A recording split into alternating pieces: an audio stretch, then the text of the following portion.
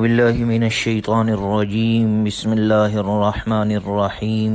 یا ایہا الذین آمنوا کونوا قوامین بالقسط شہداء للہ۔ یہ سورہ نساء کی آیت نمبر 135 ہے اور 20واں رکوع ہے۔ اللہ تعالیٰ کا ارشاد مبارک ہے، اے ایمان والو خوب مضبوطی کے ساتھ انصاف پر قائم رہو اور اللہ کی رضا کے لیے سچی گواہی دیا کرو، اگرچہ وہ گواہی خود تمہارے یا تمہارے والدین اور رشتہ دار کے خلاف ہی کیوں نہ ہو۔ جس کے خلاف تمہیں گواہی دینی پڑے وہ امیر ہو یا فقیر، بہرحال اللہ تعالیٰ تم سب سے زیادہ ان کا خیر خواہ ہے۔ تم خواہش نفس کے پیچھے چل کر عدل کو نہ چھوڑ دینا۔ اگر تم گواہی دینے میں ہیرا پھیری کرو گے یا پہلو تہی کرو گے تو جان لو کہ اللہ تعالیٰ تمہارے سارے کاموں سے خوب واقف ہے۔ سچی گواہی دینے سے عام طور پر 4 چیزیں رکاوٹ بنتی ہے۔ نمبر 1 محبت، نمبر 2 عداوت، نمبر 3 مرعوبیت اور نمبر 4 ہمدردی۔ اس آیت مبارکہ میں اللہ تبارک و تعالیٰ نے واضح کر دیا کہ اگر تم اللہ کے احکامات پر عمل کرنے والے سچے مسلمان ہو تو اپنوں کی محبت اور دشمنوں کی عداوت اور مالداروں سے مرعوبیت اور غریبوں پر ترس اور ہمدردی تمہیں ہرگز جھوٹی گواہی دینے پر آمادہ نہ کرے۔ اللہ تم سے زیادہ ان کی مصلحت کو جانتا ہے۔ یعنی خوب مضبوطی کے ساتھ عدل و انصاف پر قائم رہو اور ایمان لاؤ اللہ پر اور اس کے رسول پر، کتاب پر، قرآن پر اور اس سے پہلی جو کتابیں نازل ہوئی ہیں ان سب پر، کیونکہ جو اللہ کا اور اللہ کے فرشتوں کا اور کتابوں کا اور رسولوں کا اور آخرت کا انکار کرے گا تو وہ گمراہی میں جا پڑے گا۔ اللہ ہمیں محفوظ فرمائے۔ ان الذين آمنوا ثم كفروا ثم آمنوا ثم كفروا ثم ازدادوا كفرا لم يكن الله ليغفر لهم ولا ليهديهم سبيلا۔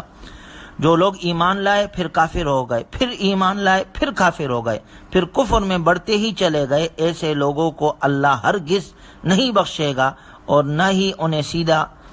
سیدھے راستے پر چلنے کی توفیق دے گا۔ اس آیت مبارکہ میں اللہ تعالیٰ نے منافقین اور مرتدین کا ذکر کیا ہے، اور ایمان لانے پھر کافر ہونے، پھر ایمان لانے پھر کافر ہونے سے 2 دفعہ کا عدد مراد نہیں ہے، بلکہ ان کے تردد اور تذبذب کو بیان کرنا مقصود ہے۔ بعض منافق ایسے تھے جو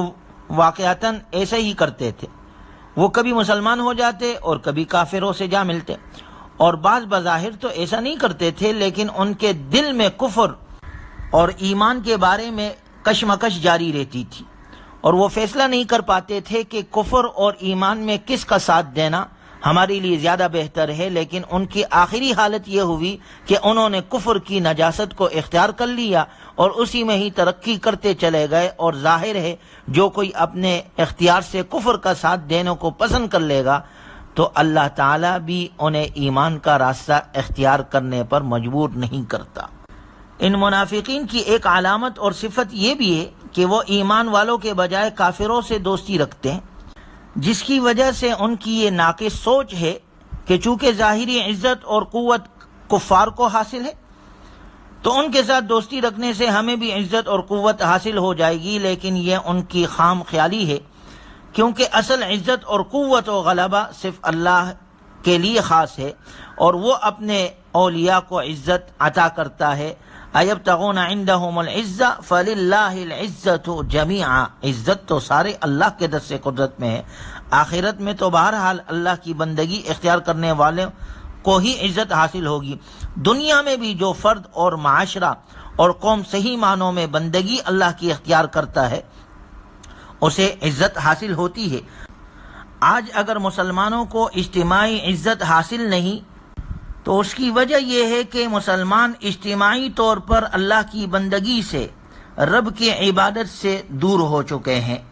صحابہ کرام رضوان اللہ تعالی عنہم اجمعین کے ذہنوں میں جناب رسول اللہ صلی اللہ علیہ وسلم نے یہ بات خوب اچھی طرح بٹھا دی تھی کہ عزت صرف ایمان میں ہے، عزت صرف اسلام میں ہے، عزت اللہ کی بندگی میں ہے،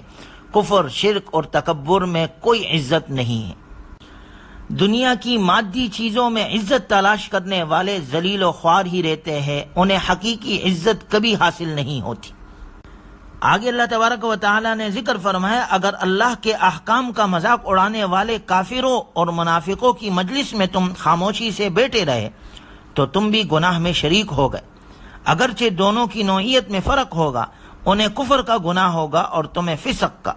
انہیں زبان سے کہنے کا گناہ ہوگا اور تمہیں کانوں سے سننے کا اور خاموش رہنے کا۔ اس لیے جس مجلس میں کوئی گناہ ہو رہا ہو تو مسلمان پر لازم ہے کہ اگر ہاتھ سے روکنے یا زبان سے ٹوکنے کی قدرت رکھتا ہو تو روکے ٹوکے، اور اگر اس کی قدرت نہ ہو تو کم از کم اس گناہ سے اتنی ناراضگی کا اظہار کرے جس کا ادنا درجہ یہ ہے کہ مجلس سے اٹھ کر چلا جائے، ایسے مجلسوں میں نہ بیٹھے۔ ان منافقوں کا تو یہ حال ہے کہ یہ ہر وقت اس بات کے منتظر رہتے ہیں کہ مسلمانوں پر کوئی مصیبت یا کوئی حادثہ آ پڑے، لیکن اگر تمہیں فتح ہو جائے، مسلمانوں کو فتح مل جائے تو کہتے ہیں ہم تو تمہارے ساتھ تھے،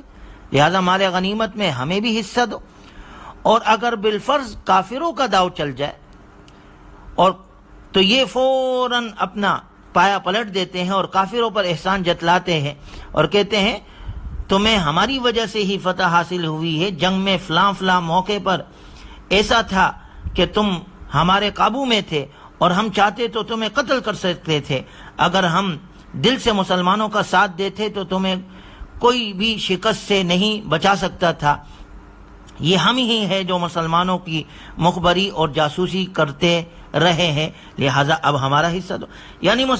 جب مسلمانوں کو فتح ہوتی ہے تو وہاں چلے جاتے ہیں، ہمیں ہمارا حصہ دو، جب کافروں کو فتح ہوتی ہے اور وہ بظاہراً کامیاب ہوتے ہیں تو وہاں چلے جاتے ہیں۔ تو نہ یہ مسلمانوں کے ہیں نہ کافروں کے ہیں، یہ اپنے مطلب کے ہیں۔ منافق کو منافق کہتے اس لیے کہ وہ نفق سے ہے، نفق کے معنی سرنگ کے آتے ہیں کہ اس میں ایک راستے سے داخل ہو جانا ہے، دوسرے راستے سے نکل جانا ہے۔ یہ بھی ایمان اور اسلام میں ایک راستے سے آتے ہیں اور دوسرے راستے سے نکل جاتے ہیں اپنا نفع حاصل کر کے۔ اور اسلام کو، مسلمانوں کو سب سے زیادہ نقصان انہی منافقین نے پہنچایا، اس دور میں بھی، جناب رسول اللہ صلی اللہ علیہ وسلم کے دور میں اور آج کے دور میں بھی دیکھا جائے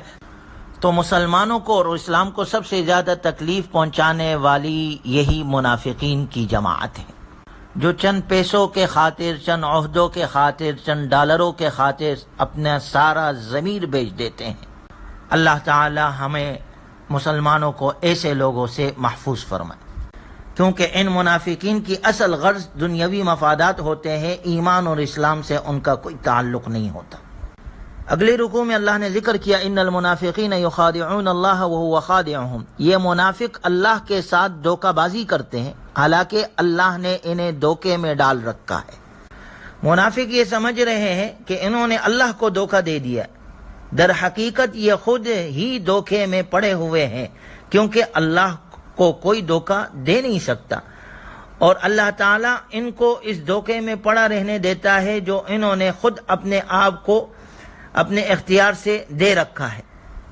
اور ایک معنی یہ کیا ہے بعض مفسرین نے، اللہ ان کو دھوکے میں ڈالنے والا ہے۔ حسن بصری رحمہ اللہ فرماتے ہیں کہ ان کو اس دھوکے کی سزا آخرت میں اللہ تعالیٰ اس طرح دے گا کہ شروع میں ان کو بھی مسلمانوں کے ساتھ کچھ دور تک لے جایا جائے گا، اور مسلمانوں کو جو نور عطا ہوگا اس کی روشنی میں کچھ دور تک یہ بھی مسلمانوں کے ساتھ چلیں گے،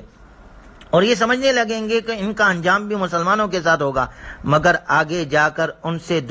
وہ روشنی چھین لی جائے گی اور یہ بھٹکتے ہوئے رہ جائیں گے اور بالآخر دوزخ میں ڈالے جائیں گے۔ اور ان المنافقین فی الدرک الاسفل من النار، اللہ نے فرمایا یقین جانو کہ یہ منافقین جہنم کے سب سے نچلے طبقے میں ہوں گے۔ وَإِذَا قَامُوا إِلَى الصَّلَاةِ قَامُوا كُسَالَىٰ، ان منافقوں کی ظاہری حالت یہ ہوتی ہے کہ بے دلی سے نماز پڑھتے ہیں، اور باطنی حالت یہ ہوتی ہے کہ ان کے دلوں میں اخلاص نہیں ہوتا۔ یہی وجہ ہے کہ وہ اللہ کا ذکر بہت کم کرتے ہیں، اور اگر کوئی دیکھ رہا ہو تو وہ ذکر بھی کر لیتے ہیں، نماز بھی پڑھ لیتے ہیں، ورنہ نہ ذکر کرتے ہیں نہ نماز پڑھتے ہیں۔ آپ صلی اللہ علیہ وسلم نے فرمایا عشاء اور فجر کی نماز منافقوں پر سب سے زیادہ بھاری ہوتی ہے۔ اور ایک حدیث مبارکہ میں آپ صلی اللہ علیہ وسلم نے منافق کی 3 علامات ذکر کی، اذا حدث کذب واذا وعد خلف واذا اؤتمن خان، جب بات کرے تو جھوٹ بولے، وعدہ کرے تو وعدہ خلافی کرے، اور جب اس کے پاس امانت رکھوائی جائے امانت میں خیانت کرے گا۔